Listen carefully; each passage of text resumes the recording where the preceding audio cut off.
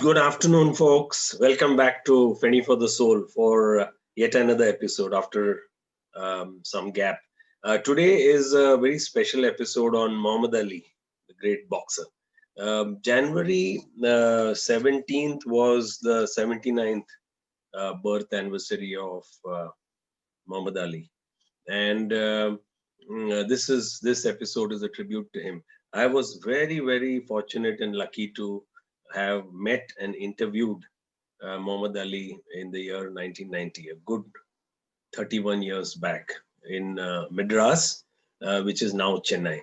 I used to be let me tell you that story. I used to be a freelance journalist for the national sports magazine, Sports World. And Ali had come with his foundation to do social work with the orphanages and destitute homes in Tamil Nadu and Kerala. And the mainstream newspapers had all, interviewed him, and he was splashed all across the Chennai media, the Madras media in those days. All Tamil newspapers, English newspapers had him on the front page. So I said I cannot miss this opportunity. So what I did is I rang up that hotel. He was in that hotel Park Hyatt.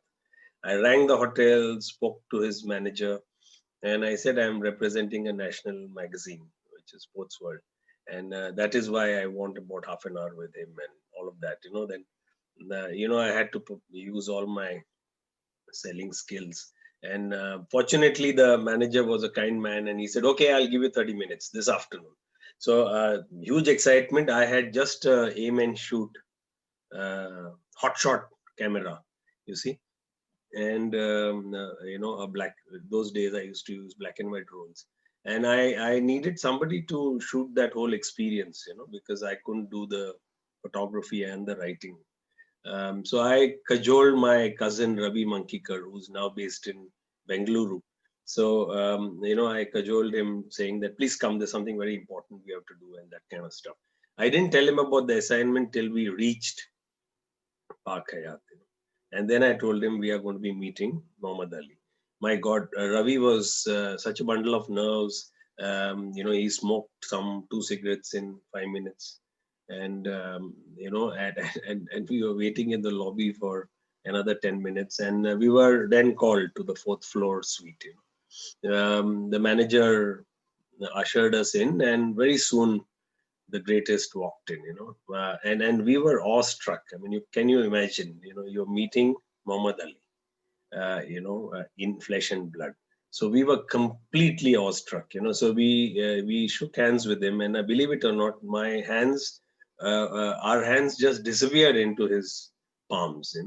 It's such big palms, and those are the palms that had rearranged many a face in the boxing ring. But the man was very courteous. The Parkinson's disease had already afflicted him, and his voice was there was a slur, and it was soft, and we had to really strain our ears to hear his words. And he walked slowly, and but then he had not lost his showmanship. So what he did is very soon he said, "Oh, okay, do you want to see some magic?" And we were quite amused. Such a famous man, and he wants to show some magic. We said, "Of course, why not?" And what he did is he used that what is famously called levitation. And he used the art of levitation and lifted himself. Literally, he said, "Watch my feet, watch my feet." And we looked at his feet, and for a brief moment, his feet were about off the ground. So that was the magic, using levitation. And then we were kind of settling down on the chairs for this interview. And Ravi, who had that hotshot camera, aim and shoot, came very close to shoot Ali. And Ali, punched the air near Ravi. He did this. And that's Ravi was so scared. He went some 15 feet away. Now he should have remembered he has a hot shot. But he didn't want to come anywhere close to Ali. So he was shooting this photo of Ali and me from 15 feet away from the door. He was just shooting like that. It was too funny. And I couldn't even tell him, come close, because I'm sitting with the greatest, So I had to get down to my question. So I took off. I said, how did you start boxing? And then he told me a story. He said, listen, when I was 10 years old, somebody stole my bicycle. My bicycle was stolen, and I went to the policeman and complained that my cycle is lost.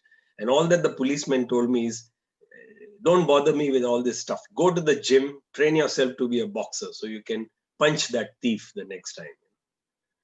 So I took that police. Ali said he took this policeman seriously and really, when started going to the gym to learn boxing. That's how, the seeds were sown at the age of 10. Very interestingly, I mean, I asked him, if I'm not mistaken, he was just 18 years old when he won the Olympic gold medal for the USA in the Olympics, And I asked him, why did you throw that medal into the river, because later on in the 1960s, he chucked that gold medal of his into the river. So I asked him why he did that. And he said, listen, I was fed up with racism, completely fed up with racism. He said, despite being an Olympic gold medalist for the United States of America, people used to call me a nigger on the streets sometimes. And I used to find it difficult to get a table in some of the downtown restaurants, in my region. And that was very hurtful, So I was very, very angry one day and I chucked the medal off. So that's his explanation for, chucking his Olympic gold medal. He's always been very unconventional, as we all know. So I asked him who his strongest opponents were in his very, very interesting boxing career. And he pointed out two boxers, which of course most of us knew who followed his career. George Foreman, the former world champion, and also Joe Frazier, another heavyweight world champion. So I said, can you tell us about those fights? Because very famous fights. There was this Rumble in the Jungle, 1974 World Championship bout. Ali was the challenger, and in Zaire, in Africa, and Ali said, Ali said Foreman was a very, very strong boxer. He had earlier knocked off Joe Frazier in a couple of rounds. So Ali said, I just let him hit me through the bout. I just kept him, allowed him to hit me as much as possible, and giving him the false notion that he was doing very, very well. And the moment he was a little tired, Ali got back at George Foreman and really bashed him up, to get a knockout. And a bit of that, let me see if I can show you. This famous journalist Levi Johansson, wonderful videos by Levi Johansson. Let me show you something. This is that, a wonderful bout. Foreman and Ali. Look at it. Now he's allowing Foreman to beat him a lot, and allowing Foreman to, keep beating him. Look at that. Look at the tactics that he's got. And you just wait for how Ali gets back. Look at this. Now Ali gets back. And that's it. Ali's magic. Foreman is on the ground. Isn't it fascinating? No wonder you saw that thanks to Levi Johansson's wonderful video. We got a gist of that bout with Foreman. I will also show you a bout with Frazier, but let me tell you what Ali told me about Joe Frazier. He said Joe Frazier was a good friend and a very, very strong boxer. He called him a street fighter. He said Joe was kind of short, but he just didn't tire. He had tremendous stamina. So he said, what I did, they had this thriller in Manila, 1975, I think October, the World Championship boxing bout in Manila, in Philippines. And what Ali did there was, well, they just went for each other. I think they fought some 13 rounds. And like Ali said, we almost killed each other, because both of us were strong, and Frazier never tired. It was only when the referee stopped the contest because Joe Frazier's one of his eyes just shut down because of Ali's punches. And I'll show you this wonderful video again. Frazier marched forward on sheer willpower. Look at that. And look at Ali bashing up Frazier. I mean, and really huge punishment in the burning ground. Look at that. All on his eyes. Was still standing. And through all the rounds and all the fights, finished. Ali never once put him down. Cut open his eye. Barely able to see, the referee guided Frazier back to his corner. He had not fallen down. As Ali sat down, he had a terrifying realization. He was not. I must tell you what Ali told me is, this good 31 years back. He said, we were very good friends. We were very fierce competitors in the ring, but Joe and I were very, very good friends. And proof of that was in 2011 when Joe Frazier passed away. Ali was already wheelchair bound, because of Parkinson's disease. But he did not let that stop him. He took a private jet and he flew several thousand miles to Joe's hometown for the funeral.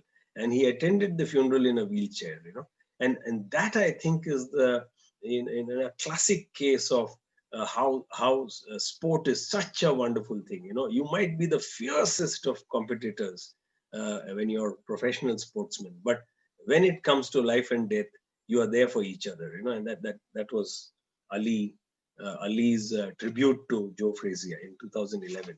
And I moved on to talking about Islam because Ali told us that Islam had given him a lot of peace. He said, it's the best thing that has happened to me converting from Christianity to Islam, because he said it's given me self-esteem. Nobody calls me a nigger anymore. The color of my skin, show it off with a lot of pride.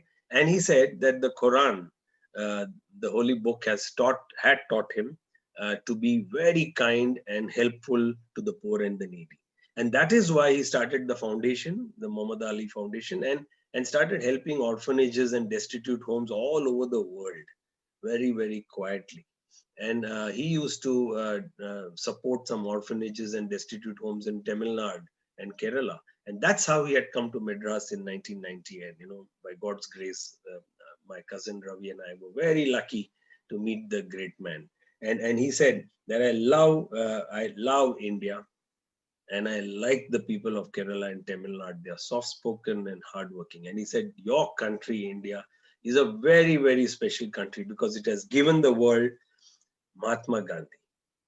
So Ali said, India is special because it's given the world a great human being like Mahatma Gandhi. And that was it. But then he said, of course, you must have a cup of tea and some biscuits. You cannot go like that. And he ordered tea, and, we had a little more conversation. And the manager was very kind, Ali's manager. That photo. Of course, before that, let me show you a photo that my dear cousin Ravi shot. Me 31 years ago, interviewing the greatest for the Sports World magazine, Kolkata, who were very kind to give a 5-page spread to the story, in their edition, very, very, an excellent magazine from the Anand Bazar group. And then let me show you that most memorable photo for, my cousin and I. Where is it here? There it is. So here you have me obviously on the left, you can make out very clearly with that big grin. And Ravi, my cousin, who's still quite shaken after that, punching incident with Ali. He's on the right with the mustache. And the great man is in the center. He's, of course, he's equal to both of us in size. And he's just staring at the camera. And this is a photograph, which one of the most memorable photographs in my life. Anyway, thank you, Muhammad Ali. Keep inspiring all of us. I hope you liked this episode. Thank you.